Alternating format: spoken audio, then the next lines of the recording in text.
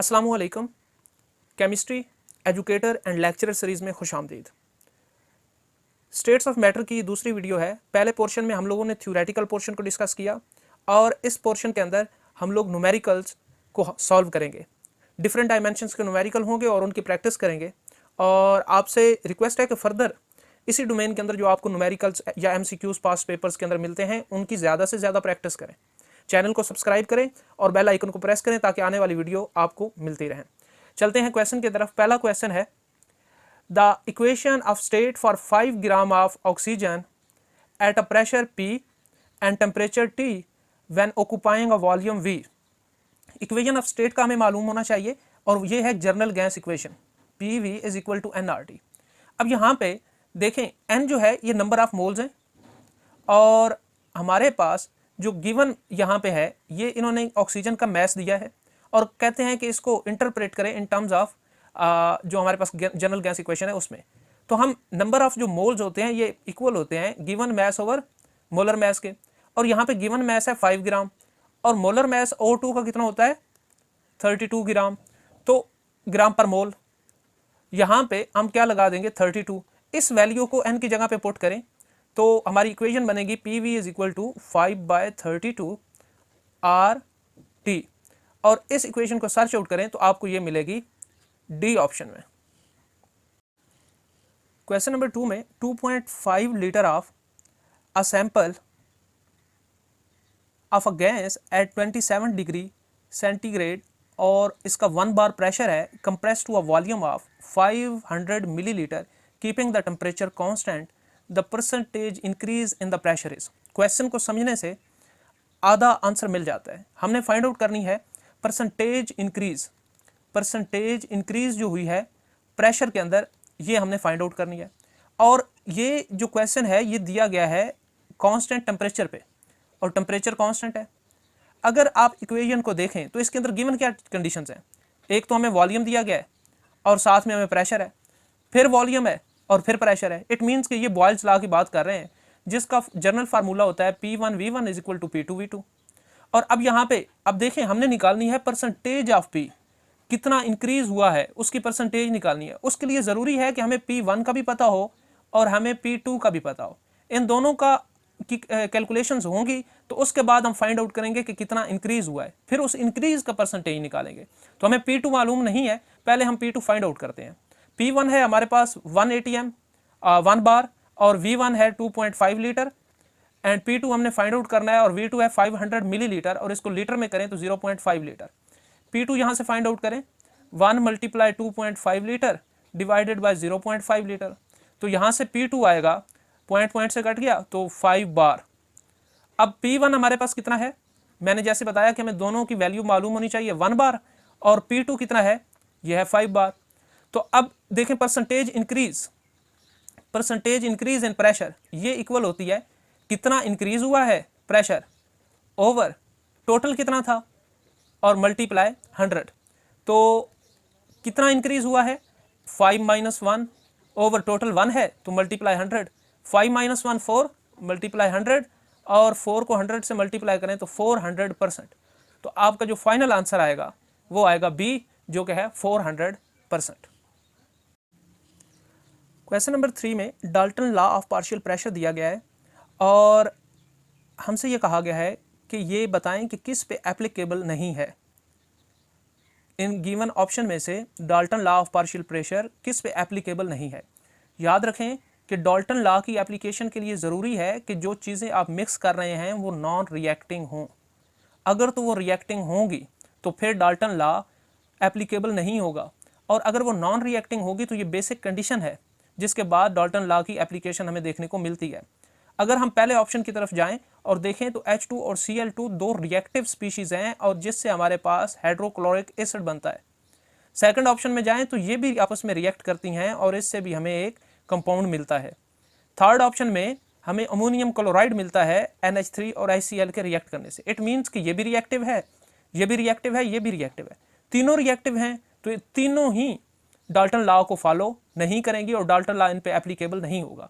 It means कि हमारा जो ऑप्शन होगा इसमें करेक्ट वो होगा D option. Question number 4 again a very interesting question list 1 में हमें 3 तरह की इंटरमोलिकुलर फोर्सेस दी गई हैं, ion dipole interaction, dipole dipole interaction और हाइड्रोजन बॉन्डिंग। और लिस्ट 2 में डिफरेंट मैनिफेस्टेशन और डेमोनिस्ट्रेशन दी गई हैं और कहा गया इनको मैच करें। जो पहली हमारे पास आयन डाइपोल इंटरेक्शन है, इसकी कंडीशन याद रखें कि ये उस सूरत में, चूँकि नाम से शो हो रहा है कि पहला तो आयन होना चाहिए और जो दूसरा इसके साथ मॉलिक्यूल होगा वो कोई पोलर मॉलिक्यूल होगा जिसके साथ ये फोर्सेस जो हैं इस्टेब्लिश होंगी। अगर हम यहाँ पे देखें तो पहले में आयन नहीं है, लिहाजा यहाँ पे तो आयन डाइपोल नहीं हो सकती।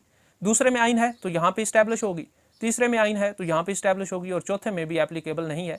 तो इसके लिए अगर मैचिंग हम देखें तो ये 2 और 3 जो है ये आयन डाइपोल इंटरेक्शन की मैनिफेस्टेशंस है।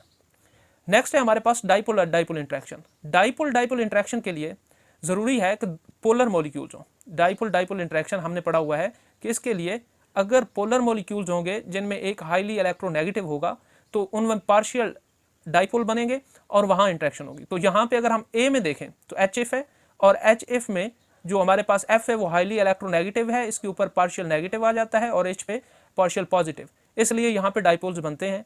इसी तरीके से लास्ट में ICl में भी डाइपोल्स बनते हैं, H के ऊपर पार्शियल पॉजिटिव होता है और Cl के ऊपर पार्शियल नेगेटिव होता है। लेकिन दरमियान में आइंस हैं, यहाँ पे कंडीशन फुलफिल नहीं होती पोलर मॉलिक्यूल वाली, तो आइंस हैं इसलिए दरमियान वाले 2 एप्लीकेबल नहीं होगा ये हमारा जो फोर्सेस वाला है। तो डाइपोल डाइपोल इंटरेक्शन फिर पाई जाएगी फर्स्ट में और 4 में, तो इसका करेक्ट ऑप्शन होगा फर्स्ट एंड 4। लास्ट पे हाइड्रोजन बॉन्डिंग, ये काफ़ी इंटरेस्टिंग है। वजह यह है कि हाइड्रोजन बॉन्डिंग जो है उसकी भी 2 कंडीशंस हैं। पहली कंडीशन ये है कि हमारे पास हाइड्रोजन हो साथ, हाइड्रोजन कंपलसरी है, जो मॉलिक्यूल हो उनमें हाइड्रोजन हो। दूसरी कंडीशन ये है हाइड्रोजन जिससे जुड़ी हुई हो वो हाईली इलेक्ट्रोनेगेटिव हो। तो अब देखें पहले के अंदर ये कंडीशन फुलफिल हो रही है, HF हाइड्रोजन बॉन्डिंग करता है, लिहाजा एक तो इसका ऑप्शन हो गया फर्स्ट जो है वो हाइड्रोजन बॉन्डिंग करता है। सेकंड में देखें F नेगेटिव है, F नेगेटिव है और ये हाईली इलेक्ट्रोनेगेटिव है, और दूसरे में HF है, HF के ऊपर जो है पार्शियल नेगेटिव है और H के ऊपर पार्शियल पॉजिटिव है, लिहाजा यहाँ पे भी पार्शियल जो हमारे पास एक तरह की हाइड्रोजन बॉन्डिंग है वो इस्टेब्लिश हो सकती है, और जो फ्लोरीन का नेक्स्ट है वो उसके साथ भी हाइड्रोजन बॉन्डिंग जो है इस्टेब्लिश कर सकता है। नेक्स्ट यहाँ पे वैसे ही एक हमारे पास ऐसा आयन है जिसकी इलेक्ट्रोनेगेटिविटी इस लेवल पे नहीं है, उसकी एक्सटेंट वो नहीं है कि वो हाइड्रोजन बॉन्डिंग को इस्टेब्लिश कर सके, लिहाजा ये ऑप्शन नहीं हो सकता। अच्छा, अब इंटरेस्टिंग चीज़ जो यहाँ पे मैं बता रहा था वो ये कि यहाँ CL ICL हाइड्रोजन बॉन्डिंग को इस्टेब्लिश करने की कैपेबिलिटी नहीं रखता। उसकी वजह यह है कि Cl का कंपैरेटिवली वो पोलराइजेबिलिटी में वो इफेक्ट नहीं जा रहा जिससे ये इस्टेब्लिश करे हाइड्रोजन बॉन्डिंग को। जब हम पोलराइजेबिलिटी की एक्सटेंट को देखते हैं तो Cl जो है वो उस एक्सटेंट से हमारे पास हाइड्रोजन बॉन्डिंग नहीं करता जिससे वाटर या HF या बाकी जो मॉलिक्यूल्स हैं वो बनाते हैं। तो यहाँ पे सिर्फ ऑप्शन फिर 2 करेक्ट होंगे, फर्स्ट और सेकंड, जो कि हाइड्रोजन बॉन्डिंग बनाते हैं। तो इस तरीके से आप लिस्ट 1 को लिस्ट 2 से मैच कर सकते हैं। क्वेश्चन नंबर 5 में हमने एक्सप्रेशन फाइंड करनी है डेंसिटी के लिए, और एक आइडियल गैस का मिक्सचर है, 2 आइडियल गैसेस का, गैस 1 और गैस 2 का। इनके मैसेज हैं M1 M2, इनके मोल्स हैं N1 N2 and molar mass है कैपिटल M और M2। अब देखें जनरल गैस जो इक्वेशन होती है वो होती है PV = nRT। अब यहाँ पे जो N है बेसिकली ये होता है given mass over molar mass, इसके इक्वल होता है। और अगर हम इस वैल्यू को यहाँ पे पुट करें तो हमारे पास जो ये इक्वेशन बनेगी ये M/M कैपिटल M RT। अगर हम इस M को इधर मल्टीप्लाई करें और V को इधर लेके आएँ तो हमारे पास जो इक्वेशन बनेगी वो MP या PM = स्मॉल m/V RT। ये वाली जो टर्म यहाँ पे है ये डेंसिटी के इक्वल है, तो D RT और यहाँ पे PM। ये इक्वेशन है जनरल गैस इक्वेशन की जिसमें डेंसिटी को इनकॉर्पोरेट किया गया है। अब हमने फाइंड आउट करना है डेंसिटी की वैल्यू को, तो डेंसिटी इक्वल है RT इधर मल्टीप्लाई हो रहा है तो दूसरी साइड पे गया तो डिवाइड हो गया। लेकिन ये वाली इक्वेशन ऑप्शन में नहीं है। इक्वेशन जो ऑप्शन में दी गई है उसमें 2 गैसेज हैं, गैस A1 है और गैस 2 है, उसके हवाले से इसको किया गया। तो हम इसको फिर थोड़ा सा इंटरचेंज करते हैं ताकि ये हमारे पास रिक्वायर कंडीशन आ जाए। हमें मालूम है कि N जो होता है वो इक्वल होता है given mass over molar mass, और अगर M को इधर मल्टीप्लाई करें तो ये M × number of moles = given mass, और अगर हम N को इधर लेके आएँ तो इधर मोलिकुलर मैस की वैल्यू आ जाएगी। सो मोलिकुलर मैस = M और over N number of moles, M given moles हैं। दो गैसेस हैं तो यहाँ पे दोनों के मैसेज को जमा कर लें, और दो ही गैसेस के मोल्स हैं तो दोनों के मोल्स को भी जमा कर लें। इस वैल्यू को m की जगह पर पुट कर दें, तो यहाँ पे m की जगह पर इस वैल्यू को पुट करें तो d की वैल्यू हमारे पास आएगी P/RT into m1 plus m2 over n1 plus n2, और ये हमारा ऑप्शन है B. Mixture of He helium gas and neon gas both at 300 K and 1 atmosphere, assuming ideal behavior, which of the following quantities are equal for two samples। कह रहे हैं कि आपको ये कंडीशंस दी गई हैं, दो नोबल गैसेस हैं हीलियम और नियोन, और उनके लिए 300 टेम्परेचर पे केल्विन पे और 1 एटमॉस्फेयर जो हमारा प्रेशर है उस पे वो दोनों आइडियल बिहेवियर शो कर रही हैं, और बताएं कि कौन सी क्वांटिटीज़ जो हैं वो सेम रहेंगी, बाकी डिफरेंट रहेंगी। तो according to kinetic molecular theory ये याद रखिएगा कि जो रूट मीन स्क्वायर वेलोसिटी है, रूट मीन स्क्वायर वेलोसिटी अगर हम उसको लेते हैं रूट मीन RMS, ये इन्वर्सली प्रोपोर्शनल होती है under root of molecular weight. तो अगर तो मोलिकुलर वेट डिफरेंट होगा स्पीशीज़ का, गैसेस का, तो root mean square velocity different होगी। अच्छा, अब सॉरी, इस क्वेश्चन में एक थोड़ी सी गलती ये हुई है कि बताना ये था कि which of the following quantities are not equal for two sample. इनमें से ये बताना था कि कौन सी क्वांटिटीज जो है वो नॉट इक्वल होंगी। तो अब ये देखें कि ये वाली जो क्वांटिटी है ये वो क्वांटिटी है जो मोलर मैस के साथ डाइवर्ट होगी, मोलर मैस के साथ इसकी जो है वो वेरिएबिलिटी होगी। तो यहाँ पे फिर root mean square speed of molecule same नहीं रहेगी, ये सेम नहीं रहेगी, लेकिन जो ट्रांसलेशनल काइनेटिक एनर्जी मोलिक्यूल्स की है मीन वो भी सेम रहेगी, नंबर डेंसिटी ऑफ मोलिक्यूल्स भी सेम रहेगा, और काइनेटिक एनर्जी ऑफ मोलिक्यूल्स भी सेम रहेगी। सिर्फ एक ऐसा ही हमारा ऑप्शन है जो root mean square speed of molecules है ये सेम नहीं रहेगी, क्योंकि ये वेरी करती है square root of molecular weight के साथ। तो फिर ये ऑप्शन हमारा करेक्ट होगा। लेकिन यहाँ पे आप लोगों ने फिर मेंशन करना है कि which of the following quantity is not for two samples, कौन सी है जो सेम नहीं होगी टू सैंपल के लिए, तो फिर ये हमारा ए ऑप्शन होगा। क्वेश्चन नंबर 7 एक इजी क्वेश्चन है, सिंपल सा क्वेश्चन है। डाल्टन का जो पार्शियल लॉ का था हमारे पास टॉपिक, उसके अंदर हमने डिस्कस किया था, और ये था कि जो ड्राई गैस है उसका प्रेशर इक्वल होता है, अगर टोटल प्रेशर में से आप इक्वस टेंशन का प्रेशर निकाल दें तो फिर जो ड्राई गैस है उसका प्रेशर आ जाएगा। हमारे पास इसको इस तरीके से फ़र्ज़ कर लें इसको समझने के लिए कि अगर आपके पास बीकर है और इसके अंदर कोई ड्राई गैस है जो कि नीचे है, और उसके ऊपर यहाँ पे जो है वो प्रेशर जो है वो हमारे पास एक्वस टेंशन का प्रेशर है, तो एक्वस टेंशन है और एक एक्वस टेंशन खुद एक प्रेशर है।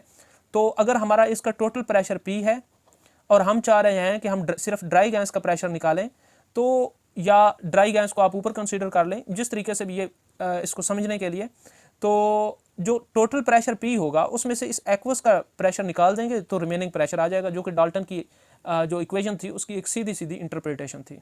क्वेश्चन नंबर 8 की ज़रा स्टेटमेंट को पढ़िएगा। A mixture of hydrogen and helium is prepared such that the number of wall collisions per unit time by molecules of each gas is the same, which gas has the higher concentration. कहा जा रहा है कि जो number of collisions हैं, number of collisions वो per unit time, ये एक पैरामीटर है कि number of collisions per unit time, ये number of collisions per unit time ये अब सेम है दोनों गैसेस में जो हमें गिवन है, हीलियम भी और हाइड्रोजन भी। हमने फाइंड आउट करना है कि हायर कॉन्सेंट्रेशन किसकी है, हाइड्रोजन की ज़्यादा कॉन्सेंट्रेशन थी या हीलियम की ज़्यादा कॉन्सेंट्रेशन है। तो याद रखिएगा कि हमारे पास एक रिलेशन है P is equal to CRT, बड़ा इंपॉर्टेंट रिलेशन है। चूँकि गैसेस के अंदर हम प्रेशर को कंसीडर करते हैं और लिक्विड के अंदर या सॉल्यूशंस के अंदर हम कॉन्सेंट्रेशन को कंसीडर करते हैं, वो इस वजह से कि गैसेस में मॉलिक्यूल्स के दरमियान डिस्टेंस काफ़ी ज़्यादा होता है। तो इस प्रेशर की जो कंसंट्रेशन है उसके साथ जो रिलेशन है ये डायरेक्टली प्रोपोर्शनल है कॉन्सेंट्रेशन के साथ। इट मीन्स कि अगर इनका प्रेशर जो है, प्रेशर चूँकि कहाँ से डिवेल्प होता है, प्रेशर डिवेल्प होता है नंबर ऑफ वाल कोलिजन से। तो अगर number of wall collisions same है तो इट मीन्स कि ये डायरेक्टली प्रोपोर्शनल है कॉन्सेंट्रेशन के, फिर कॉन्सेंट्रेशन भी सेम होगी इररिस्पेक्टिव ऑफ कि उनका मोलिकुलर मास क्या है, उनकी नेचर क्या है, क्या और उनकी क्वांटिटी क्या है। तो इससे अलग सिर्फ ये हमने देखना है कि अगर उनकी नंबर ऑफ वाल कोलिजन सेम है, पर यूनिट टाइम उनकी सेम आ रही हैं, तो उनकी कॉन्सेंट्रेशन भी सेम होगी, लिहाजा सी ऑप्शन हमारा करेक्ट ऑप्शन होगा। क्वेश्चन नंबर 10 में 2 आइडेंटिकल वेसल्स हैं, वो फिल्ड हैं 44 ग्राम ऑफ, जो उसमें से ए है ये 44 ग्राम ऑफ हाइड्रोजन है और जो बी है ये 44 ग्राम ऑफ कार्बन डाइऑक्साइड है। सेम टेम्परेचर के ऊपर फिल की गई हैं। अगर प्रेशर CO2 का 2 atm हो तो प्रेशर फाइंड करें कि हाइड्रोजन का क्या होगा। देखें CO2 जो है इसकी क्वांटिटी है 44 ग्राम। अगर मैं इसके मोल्स निकालूँ तो N जो इसके आएंगे ये 44 ग्राम ओवर 44 तो 1 मोल आएगा। इट मीन्स कि CO2 का 1 मोल ऑक्यूपाई कर रहा है या एक्सर्ट कर रहा है 2 atm प्रेशर को। इसी तरीके से अब हम निकाल लेते हैं ज़रा हाइड्रोजन गैस के मोल्स। तो 44 ग्राम है मैस हाइड्रोजन गैस का, तो इसको डिवाइड करें ज़रा, इसको डिवाइड करें 2 पे, ऑलमोस्ट 2.016 पे, तो ये बनेगा 22 atm के करीब। सो इस 22 जो है ये मोल्स इसके बनेंगे।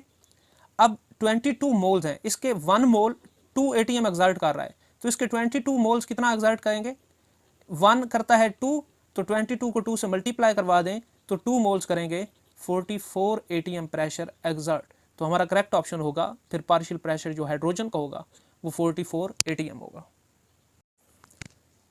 The reaction N2 + 3H2 gives 2NH3, the ratio by volume, ये वाला पॉइंट आपने याद रखना, by volume of N2, H2 and NH3 is 132।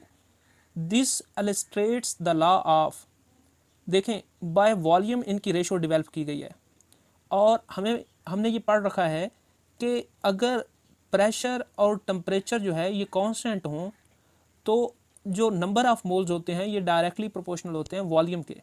ये लॉ पेश किया था गैल-ल्यूसिक्स ने। तो इट मीन्स कि अगर एक हमारे पास ये रिलेशन दिया गया है और इसमें प्रेशर और टेम्परेचर कांस्टेंट हैं और फिर हमारे पास ये बताया जा रहा है कि इनकी रेशोज़ जो वॉल्यूम की हैं वो 1 है, 3 है, 2 है, तो फिर ये नंबर ऑफ मोल्स हैं बेसिकली जो असल में वॉल्यूम के प्रोपोर्शन में आ रहे हैं। जितने नंबर ऑफ मोल्स हैं, इसका नंबर ऑफ मोल्स यहाँ पे 1 था तो इसका 1 यहाँ पे रेशो लिखी गई, इसका 3 है तो 3 लिखी गई, इसका 2 है तो 2 लिखी गई। तो ये बेसिकली फिर लॉ कौन सा हुआ, गैल-ल्यूसिक्स लॉ हुआ। और ये वाला लॉ जो है ये गैसेस का लॉ है। तो इट मीन्स कि यहाँ पे फिर जो राइट ऑप्शन हमारा होगा वो गैसियस वॉल्यूम वाला ये रूल है और ये हमें गैसेस लॉ के अंदर ये लॉ देखने को मिलता है। क्वेश्चन नंबर 12 में to which of the following mixture Dalton law is not applicable. फिर वही कंडीशन जो हमने शुरू में पढ़ी कि डाल्टन लॉ हमेशा नॉन रिएक्टिंग सब्सटेंसेस जो होती हैं वहाँ पे फॉलो होता है और अगर रिएक्टिंग सब्सटेंसेस हों तो फॉलो नहीं होता। CO2 and CO at room temperature ये नॉन रिएक्टिंग है, इसलिए यहाँ पे फिर डाल्टन लॉ फॉलो होगा। नेक्स्ट देखें ammonia and hydrogen chloride at room temperature, ये भी रिएक्ट कर जाती हैं। अमोनिया और हाइड्रोजन क्लोराइड जो है ये रिएक्टिव होती हैं, इसलिए यहाँ पे तो फिर लॉ फॉलो नहीं होगा। Ammonia and steam room temperature, steam at room temperature, अगर अमोनिया को स्टीम के साथ रिएक्ट करवाएं रूम टेम्परेचर पे तो कुछ जगह पे लिखा है कि ये रिएक्टिव नहीं होती, लेकिन मोस्ट केसेस में ये रिएक्टिव होती है। तो इट मीन्स कि यहाँ पे भी एप्लीकेबल नहीं होगा। हीलियम और H2, ये हीलियम और H2 हैं ये नॉन रिएक्टिव हैं, तो यहाँ फिर जो है वो डाल्टन लॉ फुलफिल हो जाएगा। अब इसका मेन आंसर तो है बी, लेकिन चूंकि समटाइम्स हम देखते हैं कि NH3 जो है वो स्टीम के साथ रिएक्ट करती है रूम टेम्परेचर पे, तो हम बी को भी यहाँ पे इनकारपोरेट कर सकते हैं। तो जेनेरिक टर्म में फिर हम देखें कि डाल्टन लॉ जो है वो किन दोनों पे एप्लीकेबल नहीं है, तो बी और सी इसका करेक्ट ऑप्शन होगा। क्वेश्चन नंबर 13 में कहा गया है कि in elastic collision occur in real gases, ideal gases, fusion reactions. KMT ने काइनेटिक मोलिकुलर थ्योरी ने जो एक्सप्लेनेशन दी थी उसके मुताबिक आइडियल गैसेज में, आइडियल गैसेज जो हैं ये इलास्टिक कोलिजन को शो करती हैं। और इलास्टिक कोलिजन का मतलब है कि उनकी जो एनर्जी है, काइनेटिक एनर्जी मॉलिक्यूल्स की, वो सेम रहती है थ्रू आउट सिस्टम, रिगार्डलेस कि उनकी कोलिजन हो रही हैं, उसके बावजूद उनकी एनर्जी सेम रहेगी। लेकिन जो एक्चुअल प्रोसेसेस हैं, जैसे हमारे पास जो रियल गैस फिनोमेना है या जो फ्यूज रिएक्शन है, इन रिएक्शंस के अंदर जब कोलिजन होती है तो कुलियन के नतीजे में काइनेटिक एनर्जी जो मॉलिक्यूल्स की होती है वो सेम नहीं रहती, वो या तो इंटरनल एनर्जी में चेंज हो जाती है या किसी और फॉर्म ऑफ एनर्जी में वो चेंज हो जाती है।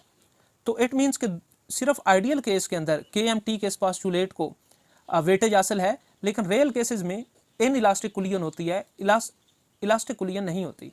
तो यहाँ पे फिर आइडियल गैस में तो KMT का जो पोस्टुलेट है वो फॉलो होगा, लेकिन इन दोनों में फॉलो नहीं होगा। लिहाजा हमारे करेक्ट ऑप्शन होगा 1 और 3। तो सर्च आउट करें कि 1 और 3 कहाँ पे है, तो ये C ऑप्शन है, ये हमारा करेक्ट ऑप्शन है। क्वेश्चन नंबर 14 में गिवन है equal weights of CH4 H2O, इनको मिक्स किया गया एक एम्प्टी कंटेनर के अंदर जिसका टेम्परेचर है 25 degree. Fraction of total pressure exerted by H2, ये फाइंड आउट हमने करना है। और अगर हम इसका फार्मूला लिखें कि हम सिर्फ H2O का पार्शियल प्रेशर फाइंड आउट करना चाह रहे हैं, तो इसके लिए हमें मोलर फ्रैक्शन चाहिए H2 की, और इसको फिर मल्टीप्लाई कर देंगे टोटल प्रेशर के साथ। तो बेसिकली यहाँ से ये वाली वो कम्बिनेशन है जो हमारे पास आता है। अब देखें कि यहाँ पे मोलर फ्रैक्शन को कैसे निकाल सकते हैं हम। मोलर फ्रैक्शन को निकालने के लिए हमें नंबर ऑफ मोल्स मालूम होने चाहिए, चूँकि मोलर फ्रैक्शन का फार्मूला ये होता है, अगर हम मोलर फ्रैक्शन की बात करें तो नंबर ऑफ मोल H2 के divided by number of mole H2 plus number of mole यहाँ पे CH4 के। तो इसके लिए फिर हमें जाना पड़ेगा और इनके नंबर ऑफ मोल्स निकालने पड़ेंगे। गिवन मैस तो दिया नहीं गया, चूँकि मोल बराबर होता है given mass over molar mass के, तो गिवन मैस है नहीं। तो हम सपोज करते हैं कि अगर CH4 है और उसकी रेशो है H2 से, तो इनके दरमियान रेशो क्या चल रही है, इसका सपोज कर लें X गिवन मैस है, 16 मोलर मैस है। रेशो वाटर का जो हाइड्रोजन है उसका भी हमें मालूम नहीं है गिवन मैस, तो डिवाइडेड बाय 2। अब जब इनको हम सॉल्व आउट करते हैं तो हमारे पास जो रेशो आती है वो कुछ इस तरीके से आती है कि यहाँ पे फिर आ जाता है हमारे पास ये ऊपर वाले से ख़त्म हो जाते हैं, तो यहाँ पे 8 और यहाँ पे फिर हम जो है वो इसको जब मल्टीप्लाई करवाते हैं तो हमारे पास ये वाला आ जाता है 1। ये किस तरीके से आ रहा है, चूँकि रेशो का एक असूल है कि आप जब इन काटते हैं तो यहाँ पे अब 2 1s are 2 और 2 8s are 16, तो 1/8 ये अब रिवर्स में आ रहे हैं। तो जब हम इनको रिवर्स में यहाँ पे करेंगे तो ये उल्टे हो जाएंगे, क्योंकि यहाँ पे पहले 8 जो है वो CH4 के लिए आ रहा था, अब ये H2 के लिए आ रहा है, और यहाँ पे 2 पहले H2 के लिए आ रहा था, अब 1 जो है ये CH4 के लिए आ रहा है, क्योंकि हमने इनको रिवर्स किया है, इनको रिवर्स करके लिखा है। तो ये पॉइंट है, ये इसको आपने कंफ्यूज नहीं करना। अब रेशो जो आएगी वो H2 की 8 आएगी और CH4 की 1 आएगी। ये किस लिए हो रहा है, क्योंकि यहाँ पे रिवर्सल हुआ है, यहाँ पहले CH4 था और ये हमारे पास H2 था, लेकिन ये फ्रैक्शन में थे, ये नीचे थे, डिनोमिनेटर में यहाँ पे थे, ये वाला भी यहाँ पे था, लेकिन जब हम इनको ऊपर लेके गए हैं तो फिर यहाँ पे इनकी डाइवर्जन हुई है मैथ के रूल्स के मुताबिक। तो अब जो नंबर ऑफ मोल्स H2 के हैं वो 8 हैं और जो नंबर ऑफ मोल्स CH4 के हैं वो 1 है। तो पुट करें इस फार्मूले में 8 हाइड्रोजन के 8 + 1, तो ये बन गया 8/9। तो मोलर फ्रैक्शन की वैल्यू आ गई 8/9 और हमारा करेक्ट ऑप्शन होगा C। क्वेश्चन नंबर 15 एक इम्पोर्टेंट और कंसेप्चुअल क्वेश्चन है और इसमें ये कहा गया है कि which of the following shows behaviour of binary liquid solution. Binary liquid solution में जो कंपोनेंट B होता है, दो कंपोनेंट होते हैं ना, A और B। जो कंपोनेंट B होता है उसका जो प्रेशर होता है वो बराबर होता है उसके YB यानी उसके मोलर फ्रैक्शन के और मल्टीप्लाई उसकी डेंसिटी या उसके प्रेशर का जो टोटल होता है। या अगर यहाँ पे हमने प्रेशर डिस्कस किया है तो प्रेशर होगा, और अगर यहाँ पे डेंसिटी है तो यहाँ भी डेंसिटी होगी। तो लिक्विड है तो डेंसिटी को कंसीडर कर लेते हैं। अब देखें P टोटल यहाँ पे मल्टीप्लाई कर रहा है, इधर आया तो YB और इधर आया तो ये डेंसिटी B की ओवर डेंसिटी टोटल की। और अगर हम यहाँ पे देखें तो YB जो है ये इन्वर्सली प्रोपोर्शनल है 1 ओवर डेंसिटी ऑफ टोटल के। डेंसिटी ऑफ टोटल के तो इन्वर्सली प्रोपोर्शनल है, लेकिन ओवरऑल इस पूरे के क्या है, डायरेक्टली प्रोपोर्शनल है YB। इट मीन्स कि अगर इसकी वैल्यू बढ़ेगी तो इसकी वैल्यू भी बढ़ेगी, इसकी वैल्यू 1 होगी तो इसकी वैल्यू भी 1 पूरे को डिवाइड करने के बाद। इसकी वैल्यू 2 होगी तो कंसीडर करें, फ़र्ज़ करें इसकी वैल्यू भी 2, इसकी 3 होगी तो इसकी भी 3, इसकी 4 होगी तो इसकी भी 4, 5, यानी ये इन दोनों के दरमियान कौन सा रिलेशन चल रहा है, इन दोनों के दरमियान लीनियर रिलेशन चल रहा है। तो लीनियर रिलेशन किन के दरमियान में है, YB के दरमियान में और 1 ओवर P टोटल के दरमियान में। तो हमारा जो करेक्ट ऑप्शन होगा वो ये होगा कि YA या 1 YB किसी को ले लें। यहाँ पे 1 ओवर YB है तो ये तो राइट नहीं होगा, यहाँ 1 ओवर YA है तो ये भी राइट नहीं होगा, यहाँ उन्होंने कंबाइन कर दिया है तो ये भी राइट नहीं होगा। तो यहाँ YA है और यहाँ 1 ओवर P टोटल है, तो D ऑप्शन हमारा करेक्ट ऑप्शन होगा। क्वेश्चन नंबर 16 में कहा गया the value of gas constant पर डिग्री पर मोल इज अप्रॉक्सीमेटली। जो जनरल गैस इक्वेशन हमने पढ़ी थी वहाँ पे आर की वैल्यू कुछ इस तरीके से 0.0821 ATM पर मोल पर डिग्री या पर केल्विन, इस तरीके से हमने आर की वैल्यू भी पढ़ी थी। और वहाँ पे ही जनरल में जो आर की वैल्यू है कैलोरीज के अंदर वो 1.99 कैलोरी पर मोल पर डिग्री इस तरीके से वहाँ पे फाइंड आउट होती है, और ये अप्रॉक्सीमेटली इक्वल है 2 के। तो हमारा राइट ऑप्शन होगा बी। क्वेश्चन नंबर 17 के अंदर the density of a liquid is 1.2 ग्राम पर millilitre that are 35 drops in 2 milliliter. The number of molecules in 1 drop is molecular weight आपको दिया गया लिक्विड का। देखिए अगर हम निकालना चाहते हैं वॉल्यूम ऑफ 1 ड्रॉप तो उसका तरीका ये है कि आपका जितने ml हैं वो लिखें 2 ml और उनमें कितने ड्रॉप्स आ रहे हैं 35 आ रहे हैं। तो यहाँ से हमारे पास वॉल्यूम ऑफ 1 ड्रॉप आ जाएगा। और अब वॉल्यूम से बाद चूँकि जितने 2 ml में 35 ड्रॉप्स हैं तो हम चाहते हैं कि मोल्स निकालें पूरे लिक्विड के अंदर, मोल्स ऑफ ड्रॉप्स कि पूरे लिक्विड के अंदर कितने ड्रॉप्स हैं उनके मोल्स क्या हैं। तो तरीकाकार यह है कि आपके पास वॉल्यूम कितना आया है 2/35 एक ड्रॉप का है, और इसको मल्टीप्लाई कर दें टोटल वॉल्यूम कितना है। टोटल लिक्विड का वॉल्यूम है 1.2 ग्राम पर मिलीलीटर, उसका जो डेंसिटी है डेंसिटी से मल्टीप्लाई करें और डिवाइड कर दें उसके मोलिकुलर वेट से, और मोलिकुलर वेट है उसका 70। तो इसको काटें तो 35 आ जाएगा। अब देखें 1.2 नीचे 35 मल्टीप्लाई 35, तो इसको लिख सकते हैं 35 का स्क्वायर। ये है मोल्स। क्या हमें मोल्स चाहिए थे? नहीं, उन्होंने पूछा था नंबर ऑफ मोलिक्यूल्स एक ड्रॉप के अंदर। यहाँ भी ये सिंगल ड्रॉप के मोल्स होंगे। सिंगल ड्रॉप का वॉल्यूम इस तरीके से फाइंड करना है। सिंगल ड्रॉप के अगर आप मोल्स फाइंड करना चाहते हैं तो डेंसिटी से मल्टीप्लाई करवाएं और उसके मोलिकुलर वेट से डिवाइड कर दें, और जब आंसर आ जाए तो मोल्स आ जाएंगे। और मोल से अगर आप नंबर ऑफ मोलिक्यूल्स निकालना चाह रहे हैं तो स्टोचियोमेट्री में हमने बड़ी डिटेल के साथ डिस्कस किया था कि मोल्स को मल्टीप्लाई कर दें हमारे पास जो नंबर ऑफ एवोगैड्रो नंबर है उससे, तो हमारे पास नंबर ऑफ मोलिक्यूल्स आ जाएंगे। Molecules, number of molecules. तो यहाँ पे हमारे पास फिर जो राइट ऑप्शन होगा वो 1/1.2/35 का square multiply NA, option C. कहते हैं तो क्वांटिटी PV/kBT ये किसको रिप्रेजेंट करती है? KB यहाँ पे बोल्ट्जमैन कांस्टेंट है। जनरल गैस इक्वेशन हमने पढ़ी हुई है PV = nRT। मैंने आपको अभी थोड़ी देर पहले लास्ट क्वेश्चन में बताया कि अगर हमने मोलिक्यूल्स को फाइंड आउट करना हो, मोलिक्यूल्स को, तो हम जो हमारे पास मोल्स आते हैं उसको मल्टीप्लाई कर देते हैं एवोगैड्रो नंबर से। ये मोलिक्यूल्स क्या होते हैं? ये N ही तो हैं, N। और इसके लिए फिर हम एक जर्नल जो फार्मूला डिज़ाइन कर सकते हैं। अगर NA को उधर जाके डिवाइड कर दें तो क्या बनेगा? NA डिवाइड N, जो नंबर ऑफ मोलिक्यूल्स हैं वो डिवाइड हो जाएंगे एवोगैड्रो नंबर से, तो मोल्स आ जाएंगे। ये वाली जो डिस्क्रिप्शन है, ये जो हमने मोल्स के लिए फार्मूला निकाला है, इसको ज़रा जनरल गैस इक्वेशन में पुट करें यहाँ पे, तो हमारे पास कौन सा रिलेशन बनेगा? PV N की जगह पे हम पुट कर देंगे number of molecules divided by Avogadro number और साथ में RT। यहाँ से मैं थोड़ी रीअरेंजमेंट करने लगा हूँ, देखिएगा PV = N यहाँ पे ही रहा। ये जो R है उसके नीचे NA को कर दें, यानी NA को R के नीचे कर दें। तो इसको ब्रैकेट भी कर देता हूँ ताकि समझने के लिए आसानी हो, और साथ में T। ये जो R/NA है, ये R/NA हमारे पास बोल्ट्जमैन कांस्टेंट है जिसकी वैल्यू है KB।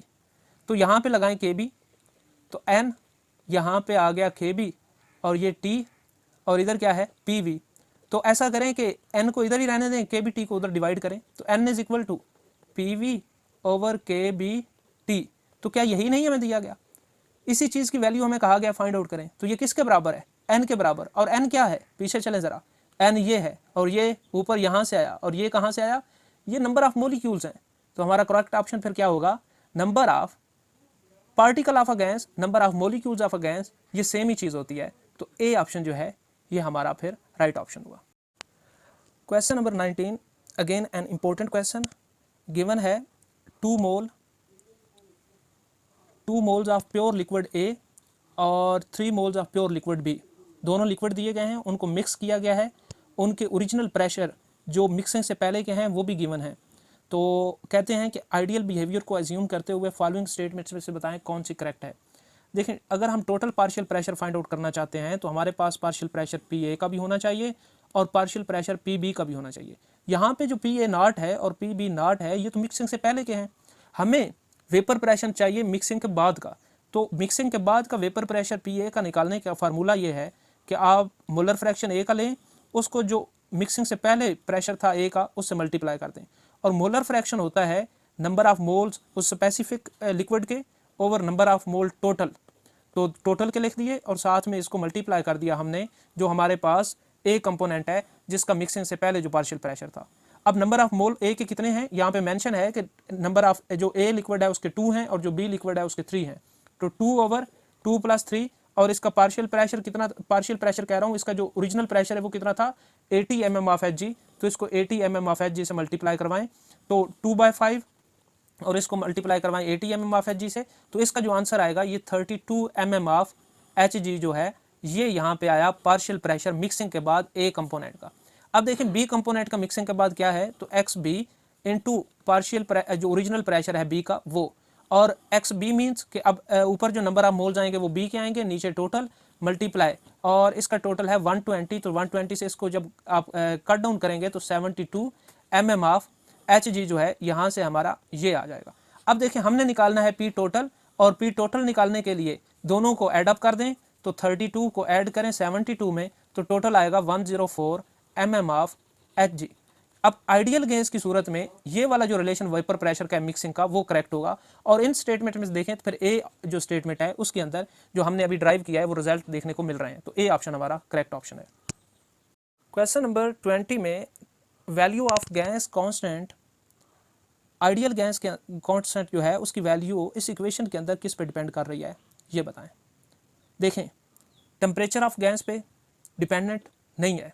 जब हम इसको देखते हैं हम देखते हैं आर की वैल्यू को डिफरेंट, हमने आर की वैल्यू निकाली थी तो हमने देखा था कि आर एक कांस्टेंट है और कांस्टेंट की वैल्यू जो थी वो अगर ATM में थी तो ये थी ATM पर DM³ पर मोल, वो ये इस इन प्रोसीजर के अंदर, और अगर जब हमने जूल के अंदर निकाली थी तो इस तरीके से थी, और जब हमने कैलोरीज में निकाली थी तो ये थी। इट मीन्स कि जब यूनिट चेंज कर रहे हैं, ATM था फिर यहाँ पे उसका जो है वो जोल केल्विन के साथ था और फिर यहाँ कैलोरीज के साथ था, तो वैल्यू चेंज हुई। वैल्यू फिर सिर्फ डिपेंड कर रही है यूनिट्स पे, तो हमारा करेक्ट ऑप्शन होगा सी कि इस जो जनरल गैस कांस्टेंट है उसकी वैल्यू P, V और T के यूनिट्स पे डिपेंड करती है और उसके साथ ही वेरी करती है। गाइस ये थी बेसिक कॉन्सेप्ट्स की लास्ट वीडियो जिसके अंदर हमने डिस्कस किया स्टेट्स ऑफ मैटर को, गैसेस को, लिक्विड को, सॉलिड्स को, उनकी डिफरेंट प्रॉपर्टीज़ को। अगर आपने अभी तक बेसिक कॉन्सेप्ट्स की पहली वीडियोस नहीं देखी जिसमें एटॉमिक स्ट्रक्चर है, पीरियोडिक टेबल है, उसके अंदर मोलिकुलर ज्योमेट्रीज हैं, वेस्पर और VBT और दीगर मॉडर्न थ्योरीज हैं, तो उनको मस्त देखें क्योंकि FSC का पोर्शन पेपर के अंदर मैक्सिमम होता है डायरेक्टली और इनडायरेक्टली कॉन्सेप्ट वहीं से ड्राइव होते हैं। मैंने FSC के कॉन्सेप्ट को कोशिश की है एडवांस लेवल तक उनको ओवरकम करूँ ताकि अगर उसी कॉन्सेप्ट की कोई शेप जो है वो चेंज करके दे दे तो उसको आप ओवरकम करने की या उसको एवेलुएट करने की आप कैपेबिलिटी रखते हो। नेक्स्ट वीडियो जो हमारी होंगी वो फिजिकल केमिस्ट्री के रिलेटेड होंगी। बेसिक केमिस्ट्री का जो कॉन्सेप्ट और जो चैप्टर्स थे वो यहाँ तक कंप्लीट हो चुके हैं। चैनल को सब्सक्राइब करें, बेल आइकन को प्रेस करें ताकि ये फिजिकल केमिस्ट्री की जो वीडियोस हैं ये भी आपको मिलती रहें, और मेरी हर मुमकिन कोशिश होगी कि मैं 18 अगस्त से पहले यानी लेक्चरर के टेस्ट से पहले फिजिकल केमिस्ट्री का जो कोर्स है उसको कंप्लीट करवा दूँ। थैंक यू, अल्लाह हाफिज़।